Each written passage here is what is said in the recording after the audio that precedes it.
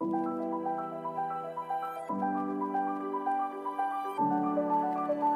of us reach a point in time where we are depleted and need to somehow find a way to reignite the fire within. But how do we spark that flame? Welcome to Reignite Resilience, where we will venture into the heart of the human spirit. We'll discuss the art of reigniting our passion and strategies to stoke our enthusiasm. And now, here are your hosts, Natalie Davis and Pamela Cass.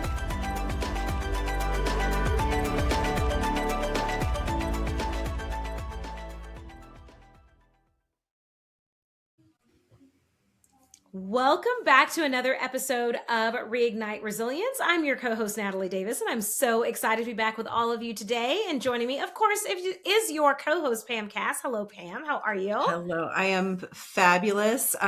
Midweek, hump day, and this week has gone by fast. Yes. And it's funny because yesterday when we recorded, we didn't even know what day of the week it was. Oh, I knew. You didn't know. I didn't know. I had no idea. I had no idea. But today I got my stuff together and I'm like, oh my gosh, it's already getting to the end of the week. Yeah, now you're like, we're halfway through the week. I was very much aware of what day of the week it was. You were ready. You were already ready. So I love it. I was. Well, here's the thing. I think that it's important for our listeners to know, like we constantly have these moments and these seasons where we don't see each other like live, even though we live so close to each other, and we're about to be in that season. So yes. Pam and I just to get to see each other as we're recording the pod. But we did get to spend some time together when we did our Reignite Live event here in Loveland, Colorado. And we're gonna have to let our listeners know about that. I've had quite a few of our guests reach out to us or reach out to me after the event just to get some coaching, get some insight, just to follow up. And, here we are, it's February and a lot of resolutions have been set and a lot of resolutions have been broken. So maybe we set something up that we talk to our listeners about it. Yeah, I think we're going to have to put that on a pin to do for sure. Yeah, I think it's important. It's important for us to dive into Absolutely. it. Not today, though. That's not where we're going today. I don't want Not today.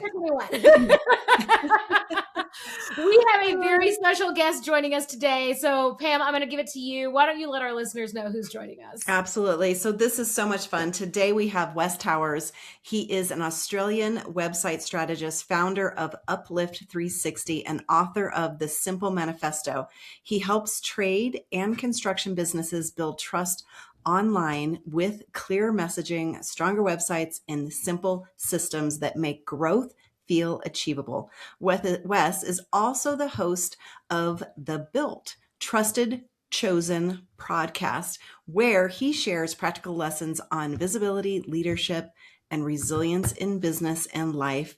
Welcome all the way from Australia. We were just kind of joking a little bit when you came on that it is tomorrow morning for you. And so we were hoping to get some tips on what's going to happen in the future.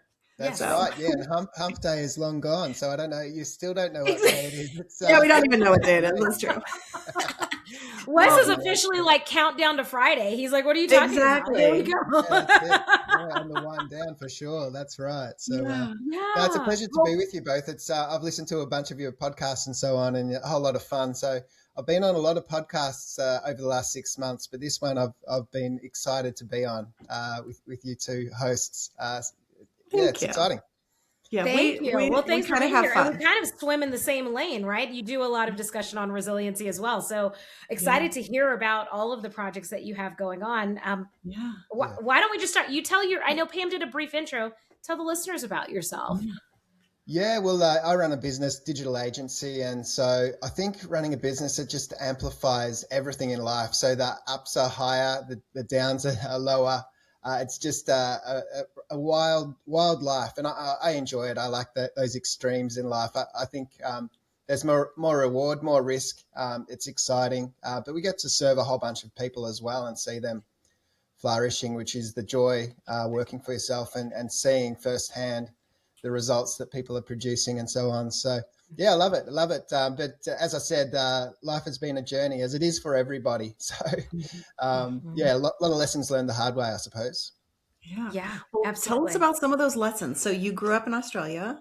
So Yeah. kind of tell us like what brought you to where you are today with being a business owner? Yeah, this Yeah, there's fabulous so world of many. entrepreneurship. Yes. Yeah. Yeah, there's so many ways we could tackle this, and we'd be here a long, we'd be here weeks to go through everything. I mean, growing up, we were quite poor. I was just talking to Mum actually last night. I had dinner with her and my partner, and so we were talking about the old days and being really quite poor a lot of the time, just not enough food in the pantry and so on, until payday hit the following day, that sort of thing. So we didn't starve, but we knew it was the last day before the money came back and we could buy some more food. So yeah, it was kind of difficult in that way. But I also had the opposite, like the polar opposite, in terms of seeing my uncle flourishing in business. And also I heard of stories of my grandparents. They were retired at that time as a child, but they ran successful bakery businesses. So they launched and sold a whole bunch of businesses. So I had these stories in my mind as a youngster, realizing, hey, there's ways that you don't have to be poor. Yeah. These other people have been able to find ways to create a success, and I guess that was embedded into my childhood to want to find a way to produce income that's something greater than what I grew up with. Yeah. Yeah, So planted that little seed. So you saw yeah, the difference, the extreme, not, yeah, knowing that the paycheck was coming, barely any food. And then you see these others that have this success. And so you kind of got the entrepreneurial bug when you were yeah. young. When was your first kind of business? Well, yeah. So after studying, I worked in a marketing company in Sydney. So and award-winning marketing company. That it was the year 2000, so the Olympics year there. So everything was pretty exciting. Got my first job, but they'd never designed a website, and so they won a project to do a website. And they said, "Well, you're the young guy, better figure out how to build that site." So I did that, which was really cool. It was the perfect blend for me of the creative and the technical. I love Mhm. both those things, and so to get that, I just loved it. So I worked in that marketing company who merged with another one only a few years, and then I moved back to Melbourne and thought, well, I'm going to start my own business eventually. But this opportunity popped up. Someone had tried to start a business and it just wasn't successful. And so he only had a couple of clients. And he said, I've had enough of this. I'm giving it up. And I said, well, what are you doing with your couple of clients? And he said, well, you can have them. And so I took those couple of clients, and that was the start of my business. So it was pretty small to start with, and I had no idea how to do business. I mean, didn't know how to do the books, the proposals. I'd just done the work behind the scenes, never really spoken to anyone in meetings and so on. And I was pretty shy back then. That surprises people now, but I guess you just grow and mature and you get comfortable in your own skin. So Mhm. you find ways to be your own authentic self and to communicate in the way in which who you are. And people either resonate with that or they don't, and that's perfectly fine. Yeah. So it's funny. So you take over these two clients, start a business, have no idea really how to run a business. So you're just like, I know how to do the work, but I'm not quite sure about that. I imagine that would lead to some necessity to have some resilience, because I imagine you face some challenges along the way with that. Yeah. Well, yeah, it was always so the first goal really was to create an income equivalent to being employed. That was that was like a little mini benchmark, because you earn Yeah. a whole lot less initially. And the beauty of it was because I was still young, I was married, fairly newly married. But we had two incomes. So, but then soon after we had a mortgage, and then we had kids soon after that, and so the stakes just got higher and the responsibilities got higher as the business kind of grew with it. So it kind of forced me to expand and grow and make it something so we could live. Yeah, Yeah. absolutely. And I know that you said like kind of the focus or the emphasis of the goal was just basically make an income that's equivalent to like a regular employee job, right? Where you're not the entrepreneur. Yeah. But what was the goal that kept you going? Because that goal doesn't keep us getting up out of bed No. every day. Mm-mm. Yeah. No, that's right. That's a short-term view, and you certainly need a bigger vision for your life to get you through the Mhm. hard times. Otherwise, you would just go back to, if that's the end goal, Yeah. we'll just go back and get a job because you'll Yeah. fulfill that right A lot away. easier. Yeah, that's right. But I always just love the idea of creating something that's Mhm. worthwhile, and I love learning as well. So I had to develop as a person. So it's less about the income these days. Once those things are kind of bedded down and you're doing just fine, it's about, getting excited about the work you're doing. And so that's why I launched the podcast even this year, because it helps me to grow. I mean, I've been a guest a whole bunch of times, which is great. And I kind of learnt a few things from the guests, but launching out on my own, it's a whole different thing being on the other side of the conversation. So I just love the growth opportunities that businesses bring, and always looking for new ways to develop myself as well. It keeps life fun for me. Yeah, absolutely. So always keeping that growth mindset, being a lifelong learner. I think that's an important piece, not just for entrepreneurs, but just for people in general to realize and seize those opportunities to be a lifelong learner. Yeah. Yeah, that's right. And it's a roller coaster ride, as I said. So, life and business, it all sort of intertwines and merges, and things are crazy at sometimes. And it's over the last few years, certainly been a few challenges as well. Just the worst, at my worst, I remember just crying under the desk like a baby. My marriage was dissolving. I'd found out something in the marriage that I felt was irredeemable. And so, from one day to the next, I was sleeping under the desk at the office, and trying to figure out where I go next and how I rebuild life and all that kind of stuff. So it's come through that sort of season. Speak of resilience. I mean, the thing I've discovered in life is the biggest challenges and setbacks you face are the biggest times where you learn who you truly are and how resilient you truly are. Like after some of the challenges, it was difficult, I realized, hey, I'm stronger than I think, and I can actually survive this. I think that's all of us, the human condition is we think we're weaker than we actually are. We're much stronger than we are, than we think we are, if that makes sense. That's my experience anyway. Yeah. And each time we face something, it makes us a little bit stronger to deal with the next thing that comes along. So, That's it. Yeah. What was the season?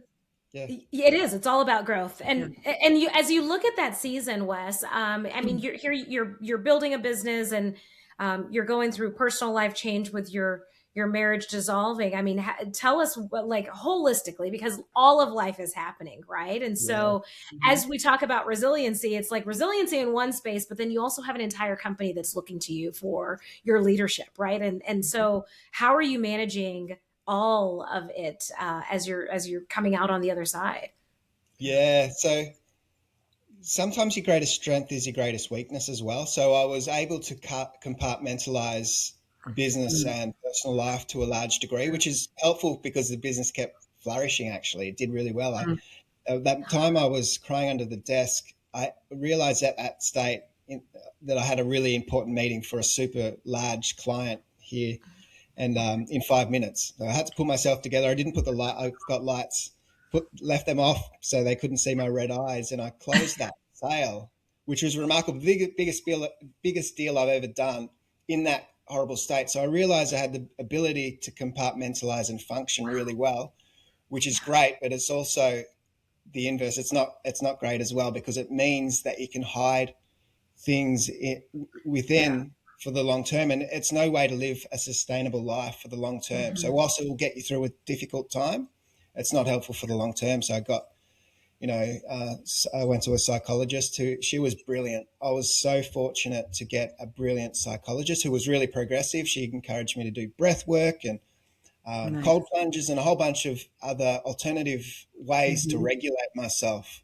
And they've been helpful as a business person, because business is high intensity at times. So having ways and mechanisms to regulate myself and understand myself a little better. She was so good. I only had 6 sessions with her, but they were powerful and set me on a path, which is far greater than what I'd been before. Yeah. Do you still use some of the tools that she shared with you, the breath work and the cold plunging and that?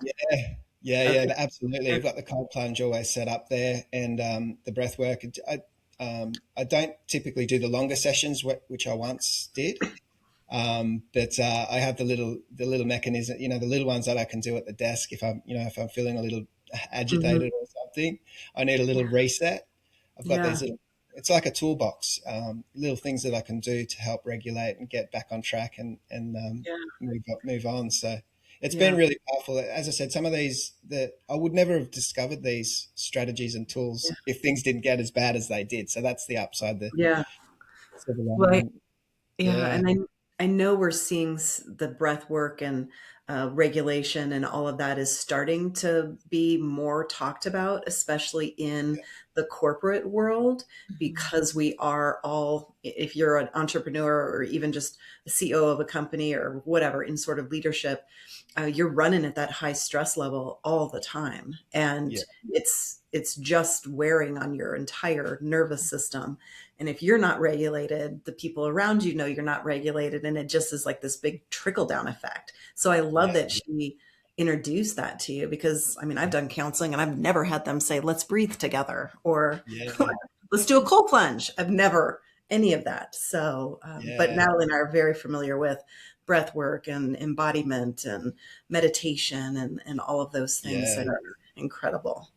Yeah. Yeah, I love all of that stuff, and did Mhm. some yoga more recently just to know what that's all about as well. And Yeah. it was kind of difficult because they were all young, really fit people. So old me trying to keep up with all the poses and moves and so on, and my flexibility isn't great. So I felt a little bit of a fish out of water doing it, but it was still like that's sometimes it's really helpful to be that fish out of water and find out new things and opportunities and Yeah. not be too self-conscious to be look like a Yeah. fool, I guess.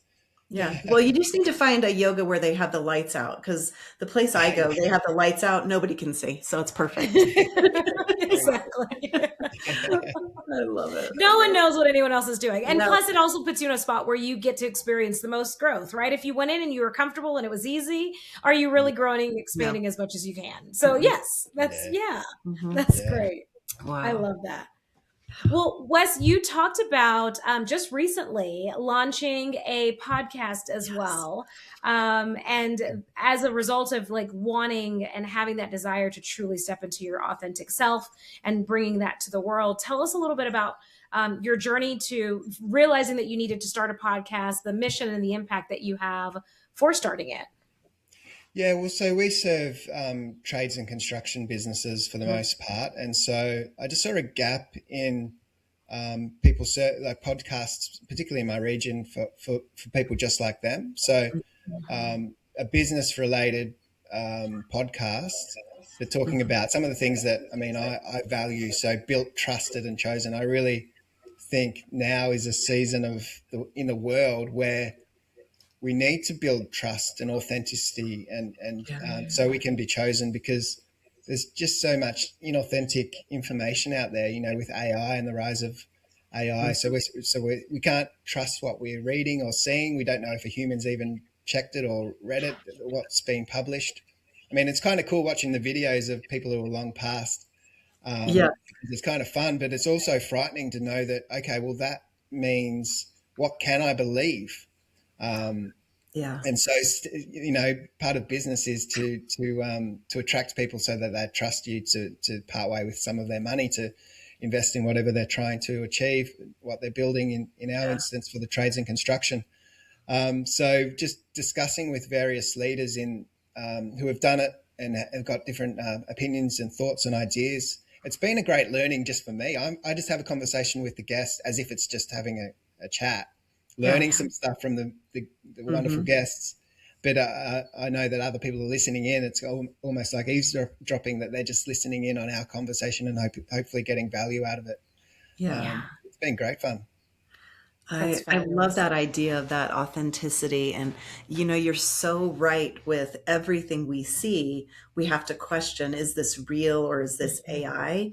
Yeah, And I think more now than ever, because of the shift from pandemic, when we all were going to places to work and now we're not, most stuff is now just done online. That human connection, I think that piece is going to be the differentiator for us moving forward.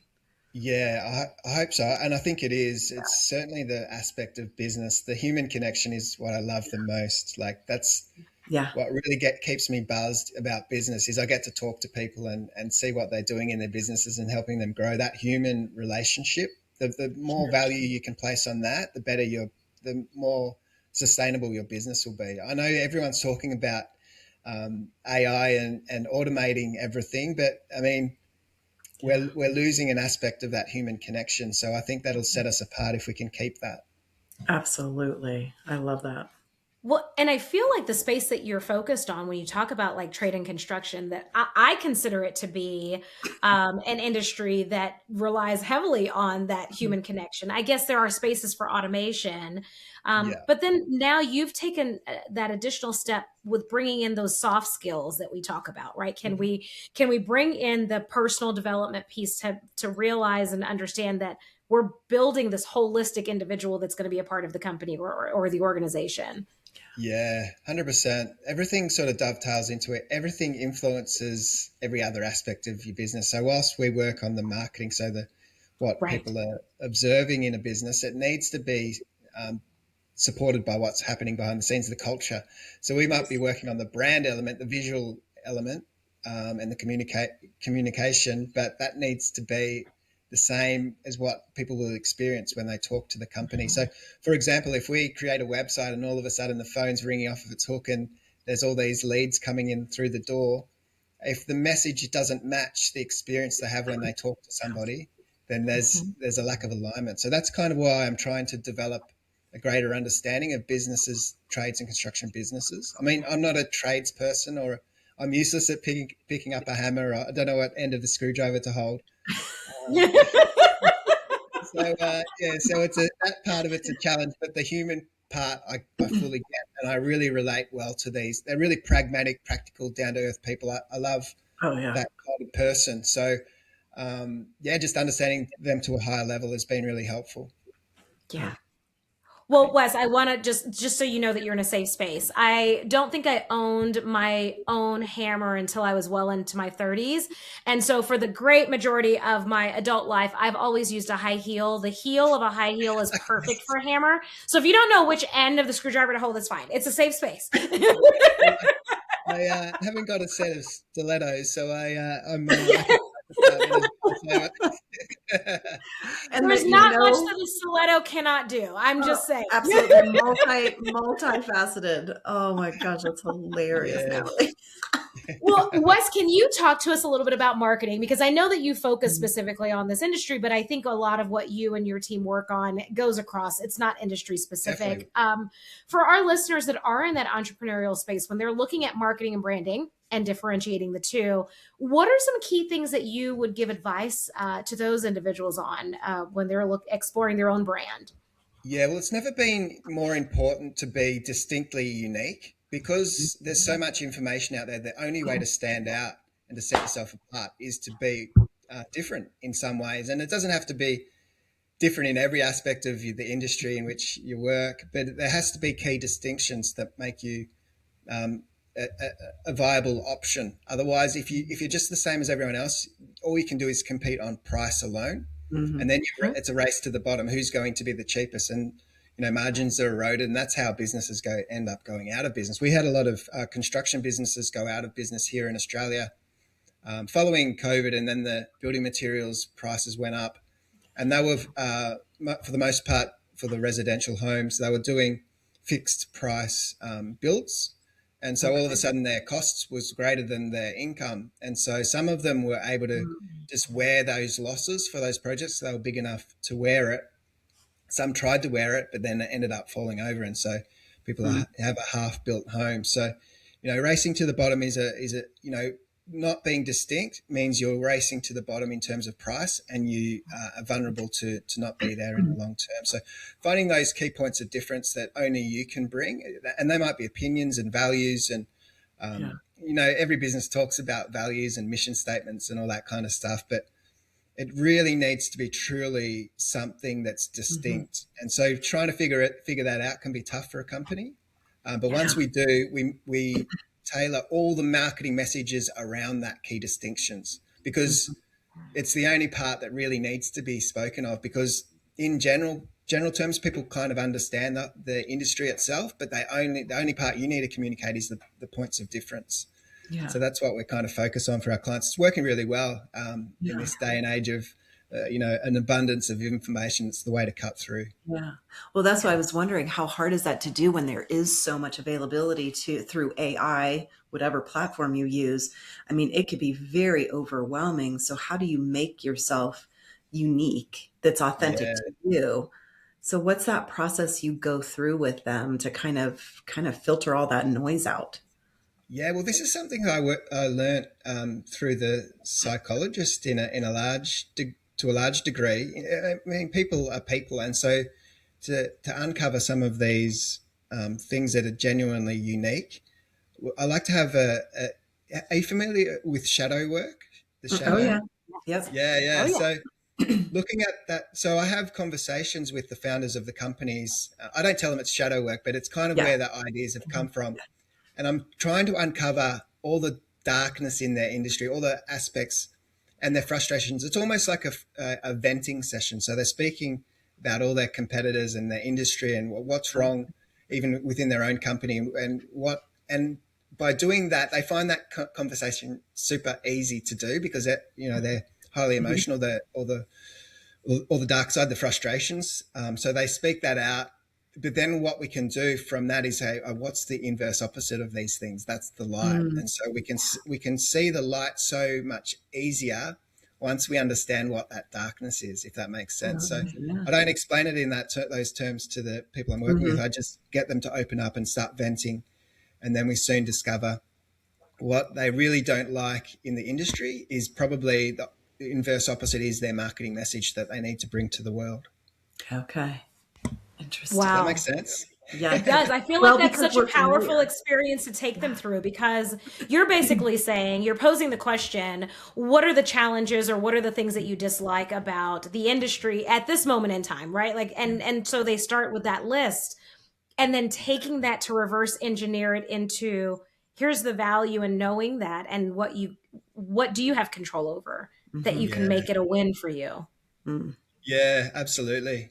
I used to approach it the opposite, just try and have the conversation around the positive, like the light. What are you doing that's wonderful in the world? And the answers were always coming out a little bit generic. They're always the same. We really care for our customer. We like to show up on time. We like to keep it tidy. We like to leave because they're tradespeople.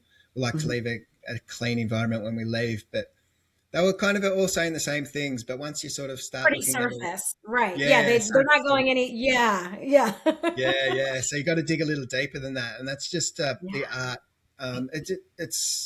It's kind of an art rather than a science, I suppose. Those conversations, just understanding people and trying to figure that out, and having the intuitive approach to uncover these things. Yeah, and I'm sure they're very forthcoming about talking badly about their competitors. Yeah, they love it. Yeah. They haven't got to think hard. They know what's going No, on. they know it. Exactly. Oh, So then taking them back to the other side, the light piece, and then from there, you and your team will then help in crafting the message and turn that into what the visual and the branding and the marketing piece needs to be.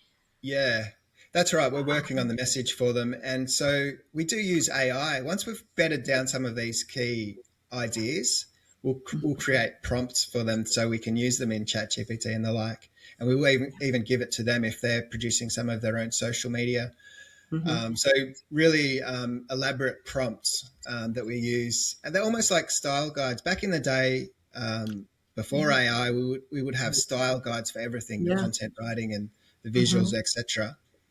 But they're almost it's almost the same thing, but it's a prompt, and you use that to make sure everything's always on message. So if we're producing content on their behalf, it's really always on the same line of thinking. So it's doing that groundwork means that the content you do produce through AI doesn't come out generic and bland, and that's the AI slop that we're all seeing. You've really got to fight against that. So if you get lazy and just rely on the tools to do the thinking for you, well, you'll just come out the same, because it's all it's doing is pulling in a bunch of ideas that everyone else has already had and collating it into something perceived to be new, but it's not new at all. So that's why you really have to fight against that. Use the tools to advantage, but you've got to bed down who you truly are first.